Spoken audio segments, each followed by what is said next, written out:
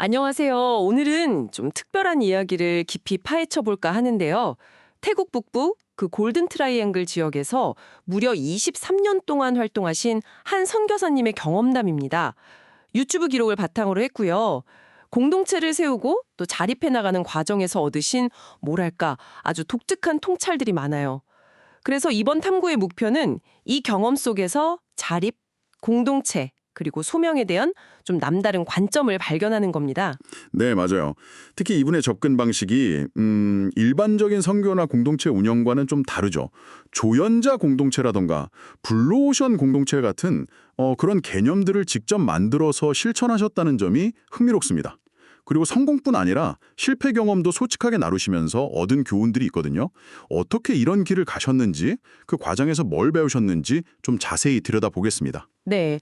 그 공동체의 핵심 정체성이 조연자라는 거, 이거부터가 상당히 인상적이에요. 예수님이 주연이고 자신들은 그냥 무대 위의 조연이다, 이런 생각인데 이게 그냥 겸손의 표현만은 아닌 것 같아요. 그렇죠. 이게 네 번이나 큰 분열을 겪으면서 얻은 깨달음이라고 하니까요. 결국 그 주연이 되려는 욕심, 그게 갈등의 원인이었다는 걸 정말 뼈저리게 경험하신 거죠. 그래서 공동체에 합류할 때 조건이 정말 파격적이더라고요. 뭐 전문성이나 경력 이런 걸 묻는 게 아니라 네, 딱 하나. 조연자의 삶을 살 수 있겠는가? 이거 하나만 묻는다는 거예요. 이건 뭐 사람 뽑는 기준을 넘어서 그 공동체가 지향하는 철학 자체를 보여주는 거죠. 아, 그렇군요. 블루오션 전략도 비슷한 맥락인가요? 남들이 안 하는 거, 안 가는 곳을 찾아간다는 원칙? 맞습니다.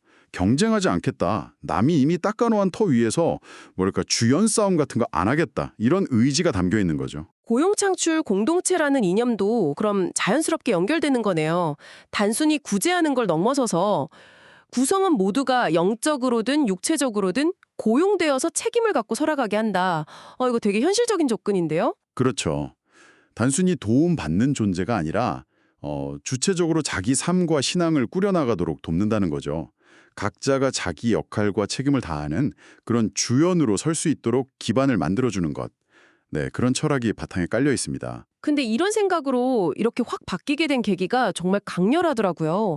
미얀마에서 만난 그 3대째 기독교인, 생계 때문에 어린 딸을 팔려고 했던 그 사건이요. 네, 그분이 하셨던 말, 빵이 복음을 삼켜버렸습니다. 이 말이 정말 무게가 엄청나죠. 이게 선교사님 개인에게는 어떤 경험이었을까요? 그냥 안타까움을 넘어서는. 본인 스스로도 뭐랄까 물질이나 유혹 앞에서 꽤 자유롭다고 생각했던 그런 인식이 완전히 깨지는 경험이었다고 해요. 심지어 하나님보다 후원 교회를 더 의식하고 두려워했던 자기 모습, 또 재정적인 압박에 대한 솔직한 두려움까지 다 직면하게 됐다고 고백하시더라고요. 단순히 남의 이야기가 아니라 자기 성찰로 이어진 거군요. 네. 그래서 기존의 선교 방식에 대해 아주 근본적인 질문을 던지게 된 거죠.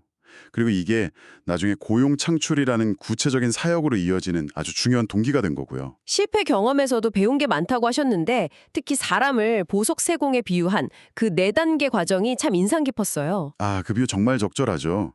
첫 단계가 원석 찾기. 세상에서는 가치 없다고 여기는 사람 속에서 가능성을 발견하는 눈. 네. 그리고 두 번째가 버닝. 불로 태우는 거요. 그렇죠. 신앙을 통해서 불순물을 태워내고 본연의 가치를 드러내는 과정인데 이걸 마치 성령 세례 같다고 표현하셨죠. 세 번째가 커팅. 이건 좀 아플 수 있는 과정인데 과거의 습관이나 모난 부분들을 깎아내서 공동체 안에서 조화를 이루도록 다듬는 거예요. 일종의 영적 다이어트라고 할까요? 영적 다이어트. 표현이 재밌네요. 그럼 마지막은요? 마지막 네 번째가 세팅.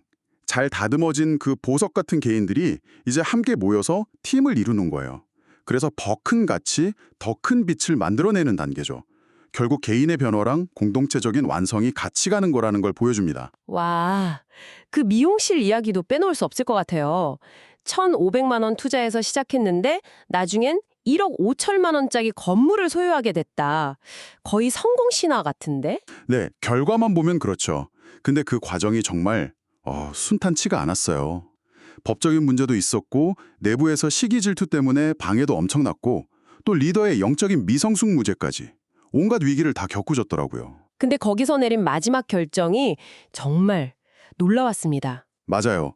그 건물의 소유권을 선교부나 법인 명의가 아니라 18년 동안 함께 일해온 현지인 리더, 그 드완 집사님 개인 명의로 넘긴 거예요. 네, 그게 정말 대단한 결정 같아요.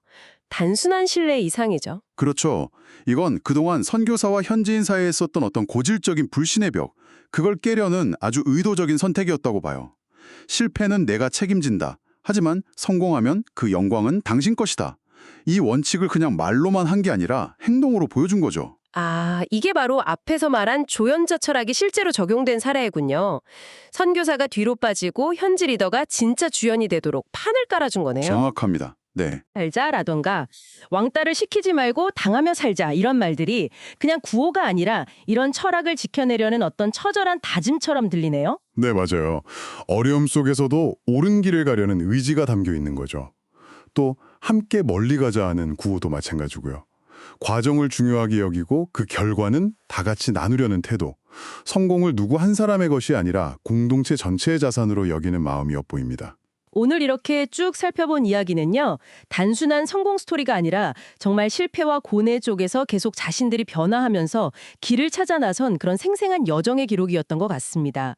뭐 조연자, 블루오션, 빵과 복음, 또 보삭 세공 비유 이런 키워드들이 아주 독특한 접근법을 잘 보여준 것 같고요. 네, 특히 그 리더십과 소유권에 대한 과감한 내려놓음, 그리고 과정을 즐기고 결과를 함께 나누는 것을 소명으로 보는 그 시각, 이게 우리에게 참 많은 질문을 던져주는 것 같아요.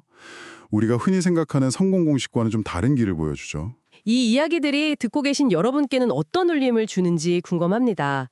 어쩌면 우리가 평소에 생각했던 공동체나 리더십, 또 실패가 갖는 의미, 그리고 진정한 소명이 뭘까 이런 것들에 대해 다시 한번 질문하게 될지도 모르겠네요. 네. 마지막으로 이 선교사님은 소명을 과정을 즐기고 결과를 공유하는 것이라고 정의하셨습니다. 당신에게 소명이란 무엇인가요? 혹시 당신의 삶이나 일터에서 그 과정의 즐거움과 결과의 공유는 또 어떤 의미를 가지고 있는지 잠시 생각해 보시는 건 어떨까 싶습니다.